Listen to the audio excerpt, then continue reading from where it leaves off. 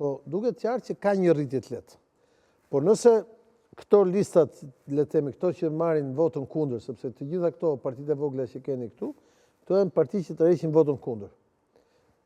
Përveç Partisë Lirisë që është në listën, pra kur të lexosh të sondazh, do thuash që sondazhi është 33% me 39%. Pasi Partia e Lirisë është në të njëjtën listë me PD-n. Ne nuk kemi futur këtu si vlerë statistikore, por është edhe një shifër prej diku afër 18% të cilët nuk janë deklaruar fare. Kjo është pjesa gri pastaj, edhe është edhe diaspora që do jenë surprizat e këtyre zgjedhjeve. Në rregull, ne do ta diskutojmë. E përmendë pak më herë tek sistemi zgjedhor. Çka